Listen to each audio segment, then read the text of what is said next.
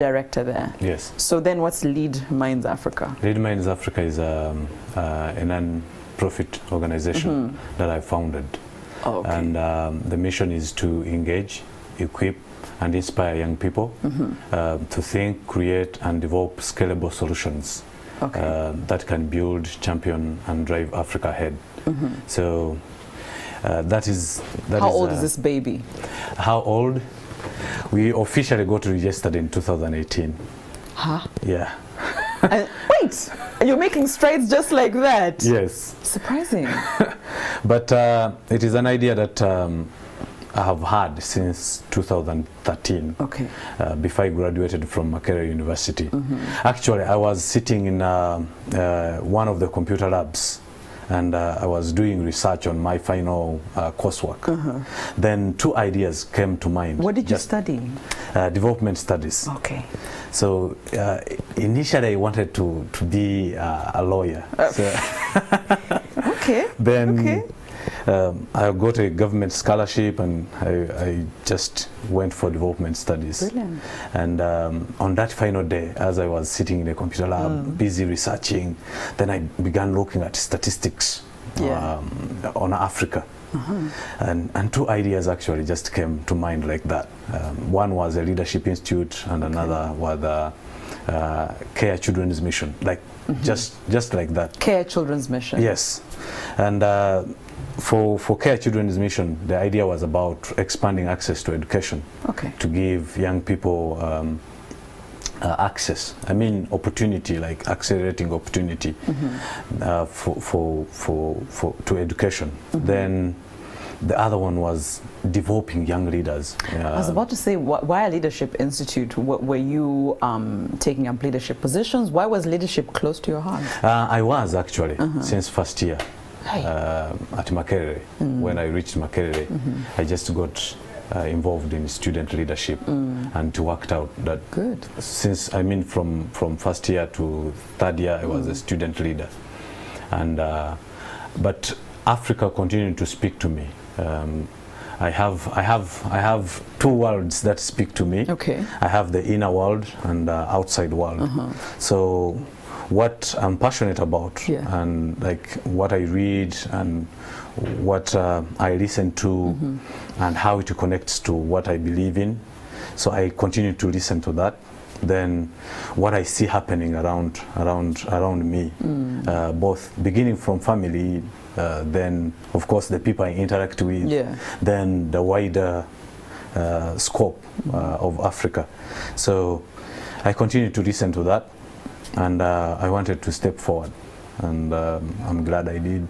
And present yourself. Yes. Let me ask you, since you wanted to do a leadership institute, I've always wondered, especially with our politics and our leaders, and we complain about the quality of our leaders. But I think the higher leaders get, we tend to speak also not just about the leader, but about their family unit, about their people around them. What do you make of the role of your family, for example, in the quality of leader you become, or the quality of leader you can be? It is very, very, very important. Actually, I think 90% or 80%. This is not based on research. It is something that you feel. Yes. I think 80% of the leader you become is determined or shaped by your family. If you had, for example, if you had a broken family, I think it would be very hard for you to be stable. But we've seen leaders rise from such backgrounds-ish. yes, they do, but it takes time. It takes time, and it takes a mindset that you really develop. It takes a lot of effort, but if your father was loving or is loving and your mother does the same, I don't think that you'll be a very violent person or so. I find it hard to be. Do we need a loving leader? Do we need a firm leader, or can the two exist together? Both. They can? Yes. I think one informs the other. Okay. Or one gives birth to the other. Okay. If you are loving, yeah, then you are going to develop values that are actually going to make you like a firm person in positions of leadership. I don't feel that if you have the virtue or the value to love, you will fail to remember those you lead. It becomes hard. Okay. But if you are not a loving person, then ooh, leaders. But so lead is it Lead Africa? Lead Minds Africa. Lead Minds Africa, and then there's Africa Children's Mission. So help me understand now. Who the other one gave birth to this one? The other one works with this one? No, they are totally different entities. So after graduating from Makerere University, I worked in Rwanda for 2 years. Okay. With an organization called Cornerstone Development Africa. And then after 2 years, I came back to Uganda. Then began working. Cornerstone, an NGO? Yes. Okay. Then began working with the African Children's Mission since 2015. So what we do is educate children in Uganda and Kenya. And our field operations are in Nakasongola district. Wow. But our sister organization offices are in Kololo. And we call ourselves sister organizations. Okay. The one in Nakasongola is a sister organization? No, Cornerstone Development Africa and African Children's Mission. Oh, okay. So yes. you're working for the same people, just in different countries. I would say not a branch really. of? They are totally two different. Do they operate differently? Yes. Okay. But we believe in the same mission, or we believe in the same cause. Got you. And which is to elevate, give access to young people to get education. Absolutely. What young age group are we talking about here? We don't really. Maybe we could say from for example, ours begins really from elementary school. Okay. And we take them through up to university. Oh, is it? Yeah. Cornerstone focuses on youth. I would say maybe beginning from 15 to 35. Yeah. Because they build high schools around. They are in almost all countries of East Africa. That's good. So Uganda. So it's from building schools to paying fees to just education. All right. So when we get to hear Obama talk about you. Yes. What had happened? What happened between your last coursework in the university to that moment? What's in the gap? Fill in the gaps for us. I think I would say staying committed to the mission. I have been someone who wants to elevate myself, beginning from school. Going into the field of working, I've always focused on doing my best and seeking opportunities to personally grow as an individual. So I through that I have looked out for opportunities. So one of them was, since 2018 I have been monitoring closely, I don't know if that is the right word to use, monitoring closely or following closely Obama. When he became the first black president, I kept following what he did and how he came and inspired us to be really people we seek to be or to become. So when he stepped out of office, he began Obama Foundation. Yes. Then he created Obama Scholars, and I happened to apply to be part of the gathering in Johannesburg, and I was selected. Did you think you had a chance when you were applying? No. You were just putting it out there and saying whatever happens. You cannot think that you can have a chance amongst 10,000 applicants. So why apply, Enock? Why apply? If you think you have no chance, why apply? There must be something that was saying, you never know. I think we have continued to suffer from the crisis of courage. as Africans, as Ugandans? As young people generally, yeah. Or as people generally, we have continued to suffer from the crisis of courage. You look at an opportunity, or you look at a stage you want to get to, and you are afraid. Then you allow that fear to hold you back. Yeah. But I looked at Obama Foundation and I said, yeah, Enock, I'm based in Uganda, but I think this is something for me. So what are you saying in that application? I'm Enock, I'm Ugandan, I'm making a difference. No, I said exactly what I do and what I'm passionate about, and the person I see myself become because of the opportunity that I would get. And yes, it happened. Which is leadership. And it happened. So I got an email, congratulations, everything is covered, those kind of emails. Yeah. And all I had to do was confirm that I would be present. Imagine. Yeah. So I flew to Johannesburg, and sometimes people say the rest is history.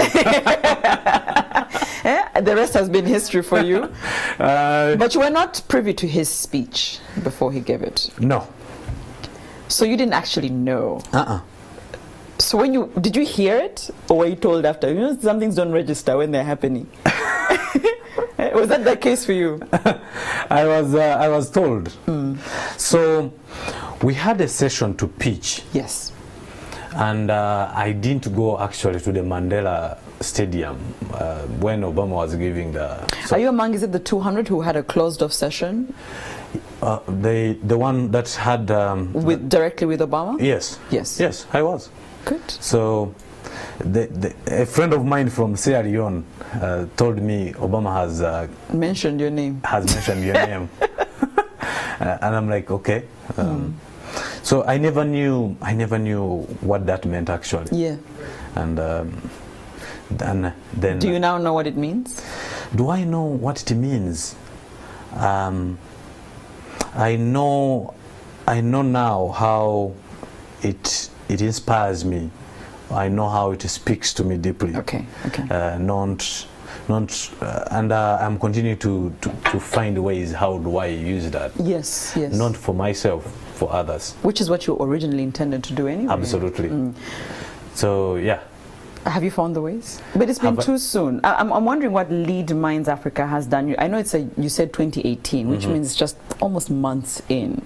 What is the blueprint? What is the plan for Lead Minds Africa? The plan is, as I said, to continue engaging, equipping and inspiring young leaders to step out and actually. So do you have a set program? Do you have a set location? Is it meetings? We do mentorship. Oh, okay. We do mentorship. Then we do annual leaders gatherings. In August, we organized one where we had 140 student leaders turn up. From 6 schools. So, and that has really given us a direction. And we do small groups that meet in high schools so that young people can continue to share ideas and inspire actually each other. You said young leaders. Are you only talking to people if I am a leader somewhere at any point in my life, or you're talking to people who? So you know, sometimes some people are born leaders, but they haven't yet walked into it. Absolutely, I agree. Yeah. So who are you talking to? Just the ones who are already student leaders, or the ones who are also aspiring? Is there a program perhaps for those who might aspire to be leaders? Yeah, we focus on those that are already in positions of leadership. Yes, and this is in school levels or anywhere? That is actually, it cuts across. Okay. Like we don't want to just be limited. Yes. But we want to give really an opportunity to student leaders. You see, young people in schools are having challenges. When we say student leaders, by the way, what are we saying? Prefect? Yes, prefect. Head boy? Head boy. Nobody ever nurtures those people, by the way, Enock. Especially actually in rural schools. Especially in rural schools. If we are talking about, for me, I think actually that's one of the things that I strongly believe in. Rural schools have kind of like been left. That a prefect in Nakaseke just ends there as a prefect, and they don't believe that they can go beyond that. Exactly. That's terrible. In 2014, I met a lady from Mike Bloomberg Philanthropies, and she told me that the boundaries of your communities will end up becoming the boundaries of your life unless you work hard and break them. That has stayed with me. Has it? I see that with other young people. Someone goes to a school in Nakasongola. They have, for example, they can look at you, Flavia, and they say, a young girl looks at you, Flavia, and says, I want to become, like I want to be like Flavia. But they don't have access, first of all, to you. But they are really have this strong desire within them. They are confused. How do I get there? So I believe that is something we can do through Lead Minds, to actually go out in those schools. Are you joining the dots for them and saying that maybe Flavia or Enock is here, you're here? These are the steps. Yes. To get there, you're joining the dots for these young people. I will share with you an example of a young girl called Edith Simwe. She came to our gathering in August, and after the gathering, she said, "I want to do an interview on you." Okay. And I'm like, okay, this is really good. And she gets a phone that she was given by the school. Yeah. And she begins interviewing me, like just right there on spot. And the interview went well. Good. So I'm like, what do you want? Are you a natural, do you realize you're a natural journalist? Journalist, I know. And she's like, actually, I feel that is who I want to be. I want to be a journalist, but my parents are telling me I need to be a doctor. That one is also there. That disease of parents want to be is also still there. But that's good. So when we're saying leaders, Enock, you're not just saying what people would term as leaders, politicians, MPs. You're saying a leader in any field? Yes. You see, leadership has been narrowed to having a political position. Yes. That is not really entirely where leadership begins and where it ends. Yeah. No. You know, Flavia, even waking up early in the morning and I want to put on this kind of cloth because of this kind of occasion that is self-leadership. You making certain decisions at certain times, maybe to get where you want to go. That is leadership. Someone who is in a rural area, waking up to go to the field because they want to provide for their family. That is leadership. A young person who is stepping out to say, I want to elevate other people's lives because of what I don't want my community to change the status quo. That is leadership. So that is what we are trying to tap into. That is what we are stepping forward to actually tap into, and make people understand better. Leadership is far and wide. Yes. Enock this morning has made a statement which I want you to quote him on, please. We have continued to suffer from the crisis of courage. Yes. As young people, you're afraid of everything. You don't think you can be or you can't make it. Let me ask you, when we talk about leadership, now that you've made it broad, and say that for me to wake up and decide to be in a certain position in my job, for example, to seek a promotion is choosing leadership. This whole thing of gender balance is a big problem. The gap is still there. Yes, we're discussing it, but it is still there. It's going to take us time to sort of narrow it down. And I think we're always saying that, maybe if you start these young girls early, if they know their value early, in the next generation they'll be, they'll have narrowed that gap a bit better. What are you seeing in these young people, especially the young girls? We actually have intelligent young girls, and according to research has shown that women are actually better leaders. if given the space, they are actually better leaders. In our case study of Uganda, what's that holding us back? Is it our people? Is it our family units, our cultures, our religion? What's holding us back? Now, one thing that I have come to also believe is I think we need to change the narrative in Uganda that women are weak. Women have actually, I think, accepted that they are weak. They've been told for so long. Yes, and they have bought into that belief. For me, I feel women themselves need to change the narrative and say no. We are not. I think we're trying. We're trying. Especially in this 21st century, I'm seeing a new trend. Yes. Women are becoming so confident. They are becoming so bold. And they are building amazing things. Okay. And I feel that is what we are going to witness moving forward.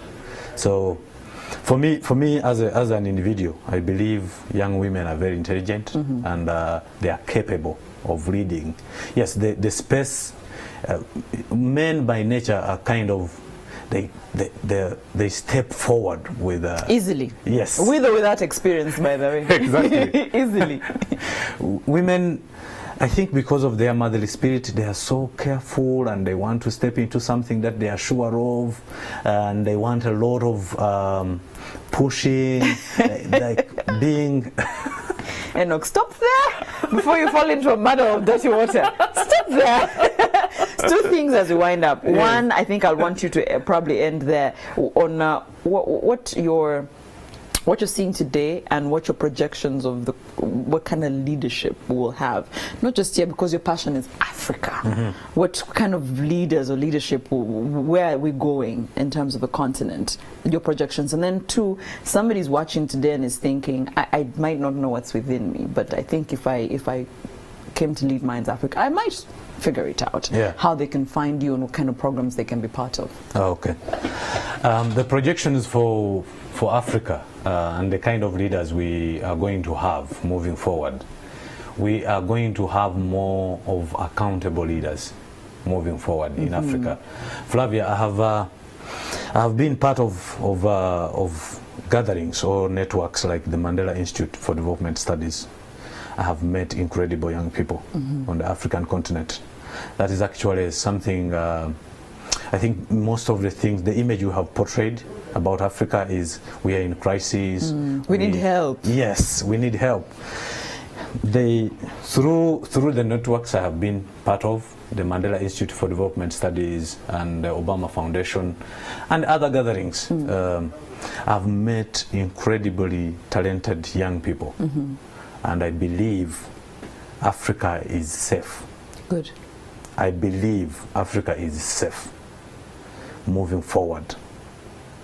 The more the space, actually, for me, I believe strongly that the more young people are prevented or stopped from becoming the leaders they want, the more we are going to see better leaders come up. Okay.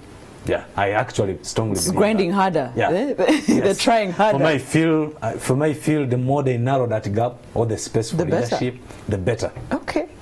Young people, that builds the zeal in young people to actually break. It's a good perspective on this. It's a good one. The more you prevent the young people to become leaders, actually, the more you block the space. Actually, for me, that is what I strongly believe. Okay. I think if young people, like when you are in a society where everyone is given an opportunity, sometimes it's comfortable. Yes. But when situations or conditions become harder, yes, I think for me the more we are going to get better leaders. Okay. That's one way to look at it. Lack of opportunities is inspiration. That's one way to look at it, honestly. Absolutely. Yes. Absolutely. So for me, I'm one person who strongly believes Africa moving forward is going to be safer, is going to get better leaders. Is going to be many young people or even leaders actually who are in positions of leadership are strongly stepping out and saying, you know, we need to put a stop to corruption. We need to end this the bad leadership that we have witnessed on the continent since independence. Okay. So don't let a young person talk politics. We might spend the night here. Eh? But for young leaders who are watching or potential leaders, how do they find Lead Minds Africa? How do you find us? You actually, as I said, you can come to Cornerstone, Plotty 37, Kororo, or you can reach out to. We are on Twitter. Of course. Lead Minds. You cannot be getting Yampo to lead and you're not in the new wave of social media. We are on Twitter at Lead Minds. Okay. Then Facebook, of course, Lead Minds Africa. And you can reach out to you. Yes. Yeah. You can also be part of our annual gatherings, our mentorship programs. So there was one in August? Yes. When is the next? When is the next? We are planning to have another one on the 23rd.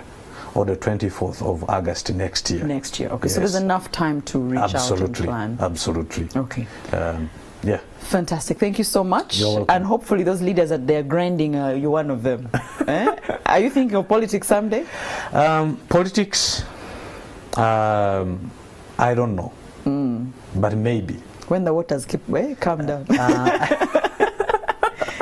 You're waiting for when things are. I really, Flavia, I don't think I need a political office. So you want to train good leaders, not to become. Yes. That's your leadership. That's your way of leading. Because for me, I strongly believe that change cannot happen where it is already happening. It can happen actually maybe at a minimum.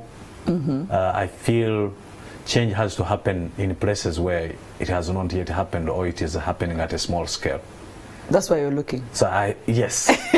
Okay, that is Enock Nkulanga from Lead Minds Africa. They're on Twitter, they're on Facebook. Find them. They're nurturing our next leaders in any field. When we say leaders, it's not just politics. Yes. Yeah. So you might want to make a difference in whatever organization or industry you're in. They're the people to look at. We said young leaders, so let the next generation step up. Thank you, Enock, for your time. You're welcome, Flavia. Thank you. That's it for Take Notes. You're watching Morning at 10 TV.